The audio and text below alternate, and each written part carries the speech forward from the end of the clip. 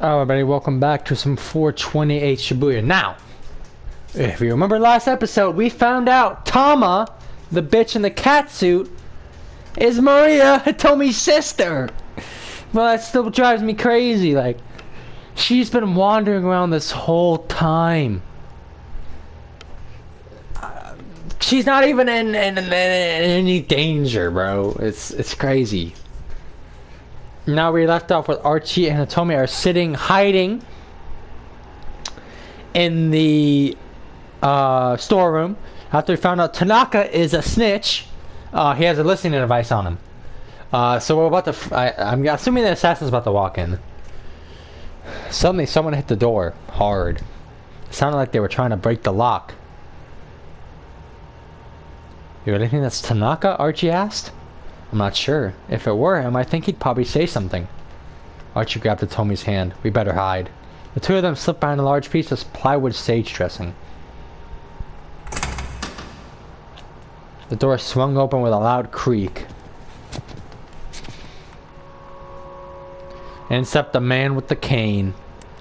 What the fuck? Archie whispered. What's he doing here? Gun drawn, the assassin prowled slowly around the storeroom. Archie and Hitomi crouched behind a plywood prop, trying not to make a noise. The man moved out of the liner's sight. Archie gazed longingly at the door. Archie risked a peek around the corner of the plywood. He still couldn't see the man with the cane. The door was maybe 5 meters away. What should they do?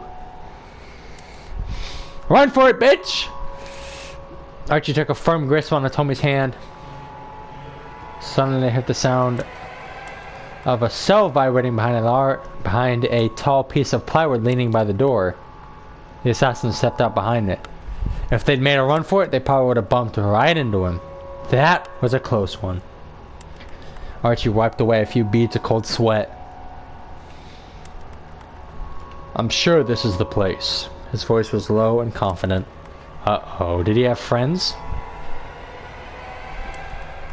Still clutching his phone, the assassin wandered deeper into the storeroom. Archie and Hitomi took the opportunity to slip out the door. They ran into the alleyways back towards the main road. Before they reached it, however, they suddenly found their path cut off by one of the foreigners who chased them earlier, the accomplice of the man with the pipe.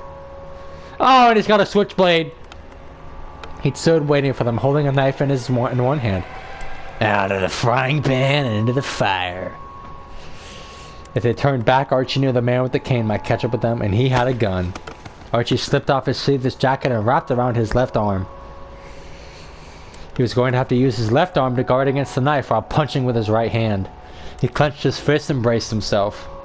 And he suddenly froze. Huh? A small, dark silhouette dropped from somewhere up above. Landing deftly, the newcomer lunged toward the man with the knife, closing the gap between them in a blink of an eye. Ugh! The figure developed a swift chop to the back of the man's neck. He dropped to the pavement like a dead man, finally giving Archie a clear view of the shadow behind him.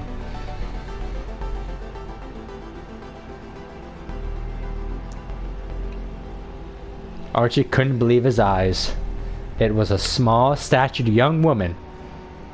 What? It's a woman? What is happening? This is getting crazy. It was a small, statued young woman with Middle Eastern features.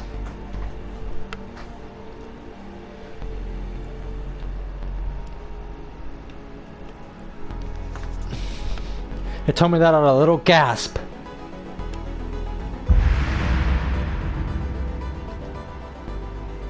Kanan? Jesus, what a name. Don't you hit me to that to be continued. Ah, fuck. That means I still gotta fix I still gotta fix fuck! I think I still gotta fix Kano's.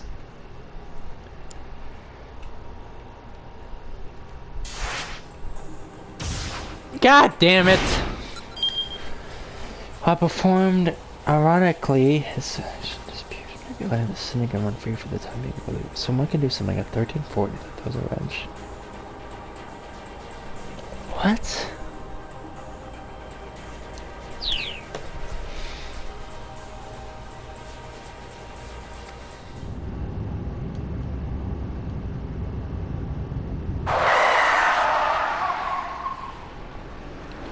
Oh, fucking finally. Okay, I figured it out.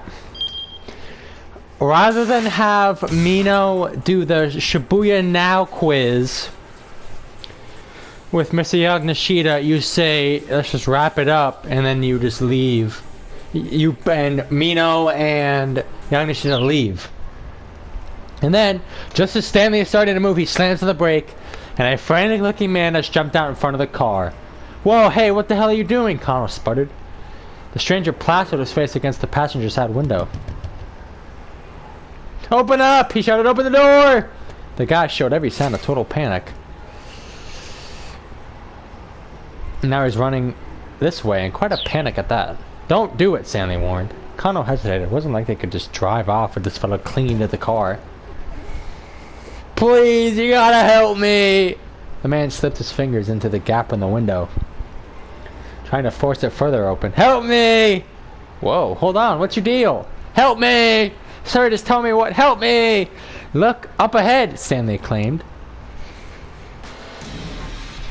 Kyle whipped his head around. There, walking along the sidewalk ahead was that dude back not in custody. Okay, here we go. Kano tried to jump out of the car, but the frantic stranger had gotten his upper body wedged in the window and the door wouldn't open. Stanley, his usual steely expression replaced with a look of shock, executed on the driver's side door and went after Al Quran himself. Kano shouted at the man in the window. Alright, get in! If the man was that desperate to get inside, Kano wasn't about to stop him. Besides, he needed to get the guy to calm down and let go of his arm. Ow! The man yelled. Let go! Let go! He was the one holding on. Why was he demanding to be let go? What the hell is going on? Just as Kano's thought was forming, the crazed stranger was yanked back out of the car, dragging Kano with him. A pair of rough-looking men had grabbed him by the lower body. No! No! He screamed. I can't do 80 days hard labor! Somehow he was still managing to cling to the car door. Just give up and let go already! Snarled one of the assailants. The pair shifted their grip and pulled even harder. Kano heard the sounds of tearing fabric as the two toughs stumbled backwards. Just like that, the crazed stranger was stripped out of his boxers. He let out a pathetic wail. Oh, man! The two toughs burst into uproarious laughter at the sight. Now's our chance! One of them managed to sputter. The pantsless man snatched up his ruined garment and bolted like a startled hare. Well, it's more like a rat than a rat, though. Still cackling madly, his two pursuers rushed after him. Connor was still staring dumbstruck at the spectacle when Stanley returned to the car. No luck, I lost track of him. This doesn't make sense, Kano said, forcing himself to refocus on the case. Al Kwan was taken back to the precinct. What's he doing walking free? Stanley gave him a dubious look. Have you seriously not figured it out, he asked? Or is this some kind of strange Japanese joke I'm not getting? What are you talking about? Kano replied. Do you know something I don't? Evidently I do. Your detective Tatano let him go on purpose. That's the only explanation. Enraged at this rejection, Kano took a swing at him, but Stanley coolly caught his fist.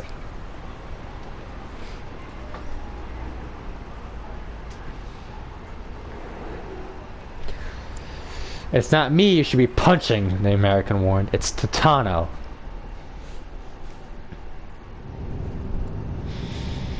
Abashed, Kano raided up coups on the wireless. Sir, did Detective Tano bring Tariq Al-Kawan into the precinct?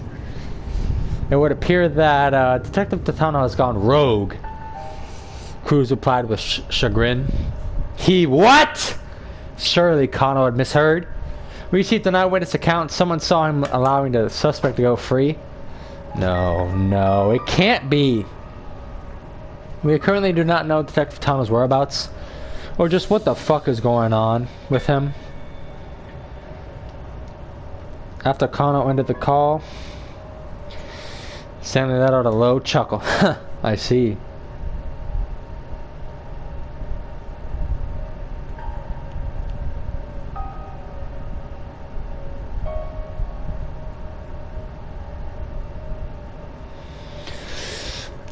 Looks like you had a traitor in your midst. Kano grabbed him by the collar. Stanley snorted, "What are you trying to pull here?" "Tell me what you know," Kano snapped. "All I did is state the facts. Look, I watched that man risk his life to talk down a would-be arsonist. He's a dyed-in-the-wool detective. He'd never betray anybody." "I see," Stanley murmured. "Then he's the real deal." Kano stared in surprise. He expected an argument. "Good! I'm glad we're on the same page." Tano risked his life in order to get more people to trust him. He's a dyed-in-the-wool spy, is what he is. Kano didn't have the words. He clenched his fist trembling once more. He fumbled for his cell phone again.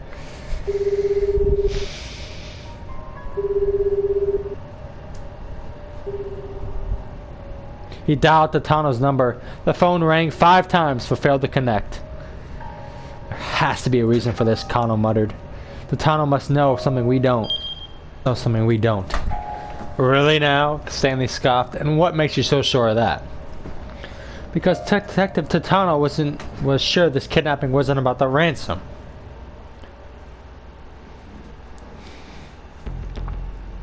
Kano's mind drifted back to 9 o'clock that morning. Ahead of their stakeout of the Scramble, he was walking with Tano through the halls of Shibuya precinct. "We're going to do a bang-up job out there, Detective Tano," he chirped. He was maybe a bit too excited about getting to take part in such a major case. Tano patted Kano on the back. "You need to take a step back. You're letting you see yourself the forest for the trees." "What do you mean, sir?" "What I mean is that this is no ordinary kidnapping." "Is Tano the fucking dude with the cane? Because I'm looking at this and he kind of has the same facial structure. Does Tano have a cane? Then why is he trying to murder Hitomi? What the fuck is going on in this candy-coated heart of darkness?"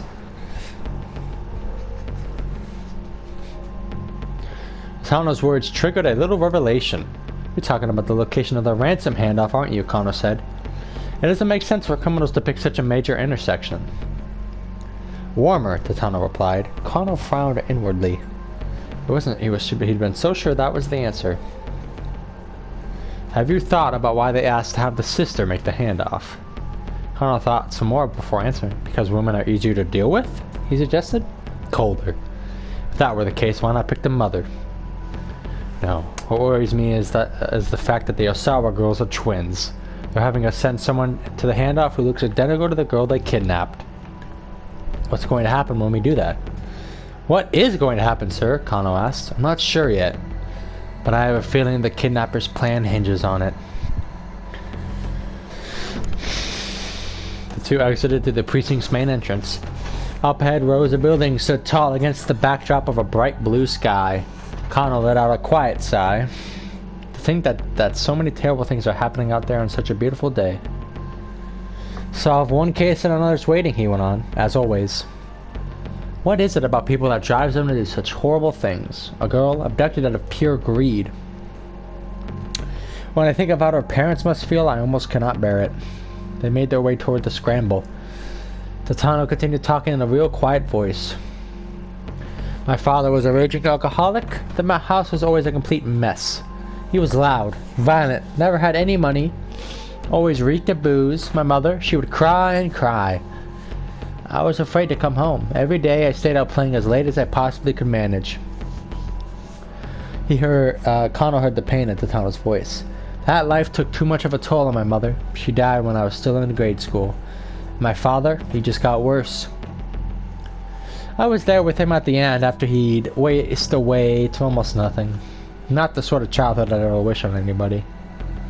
"Sounds like you really went through a lot." Kano hated himself for uttering such an empty platitude, but he had no idea what else to say. "Kano, as old as I am, I still don't really know what it is to be happy. I think that's probably because I've never known what it's like to have a happy family." The Kano sounded so forlorn. "The only happiness I know how to protect is other people's happiness." Kano heard in those words the soul of a true detective.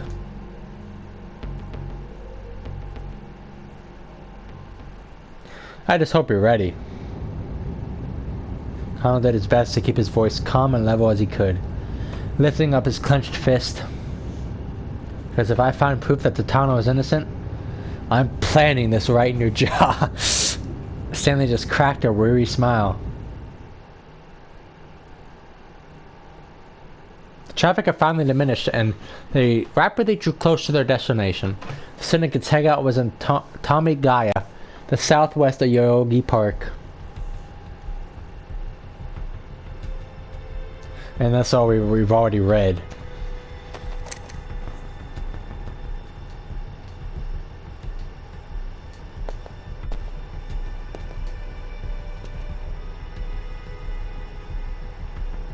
At the end of the hallway was a wooden door. Stanley signaled with his eyes. Kano gave a tiny nod and Stanley kicked the door in. The stench of blood hit them as soon as they stepped inside. Kano let out a startled gasp. There were nearly a dozen bodies sprawled out across the floor. He recognized them all. They were the men who participated in the random briefcase handoffs. Each appeared to have been stabbed to death. Stanley took a closer look. The blood's not fully dried. These guys weren't killed that long ago. Kano quickly scanned the bar high and low, but there was no sign of a killer in hiding. There was no trace of Maria either.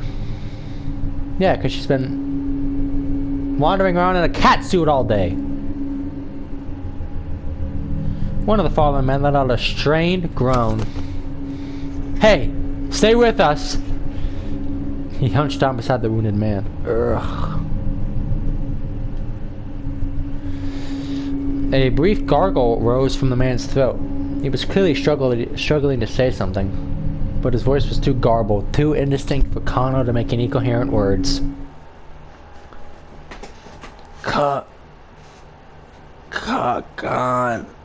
Canon.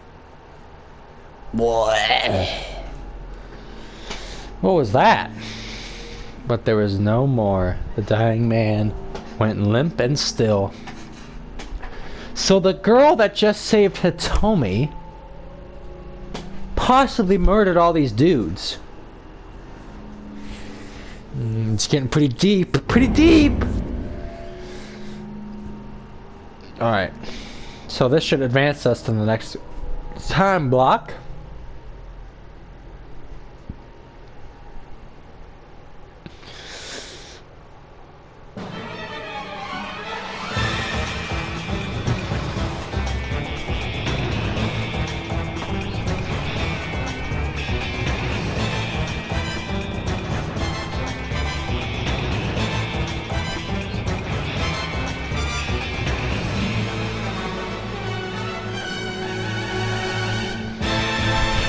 Two to 3 o'clock, baby.